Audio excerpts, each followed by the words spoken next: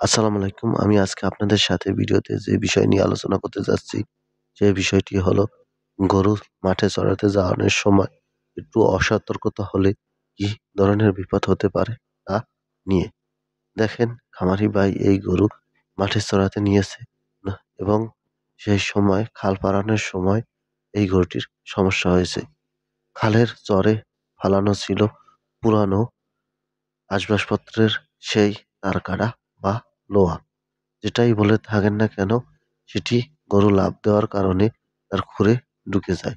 এর কারণে গরুটি আজকে ২ দিন যাবৎ উঠতে পারে না। দেখেন পায়ের গিঁটের গোড়া কিভাবে ফুলে উঠেছে এবং অতিরিক্ত গরম হয়ে রয়েছে। এটি পরিষ্কার করে দেওয়া হয়েছে এবং ভিতর থেকে সম্পূর্ণ কাদা বের করা হয়েছে।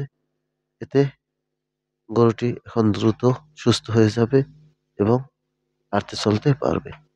গরুটিকে ব্যথানাশক, অ্যান্টিবায়োটিক ও অ্যান্টিহিস্টামিন দেওয়া হয়েছে। এভাবে যদি আপনার গরুর সতর্কর সাথে না পার করেন, তাহলে আপনার খামারের গরুরও এ ধরনের সমস্যা হতে পারে। তাই আপনারা যখন মাঠে চরাতে নেবেন, তখন গরুকে অতি সাবধানের সাথে নিবেন এবং অতি সাবধানতার সাথে আনিবেন। কেননা আপনার একটা ভুলের কারণেই হতে পারে আপনার বড় ধরনের বিপদ, এই খামারি ভাইয়ের মতন। তাই আপনারা সবসময় পুরো সতর্কতার সাথে মাঠ নিবেন এবং সতর্কতার সাথে আনবেন। এভাবে যদি আপনি গরু পালন করে থাকেন, তাহলে আপনি গরু থেকে দ্রুত লাভবান হতে পারবেন। আমার যদি ভিডিওটি ভালো লেগে থাকে, প্লিজ সাবস্ক্রাইব।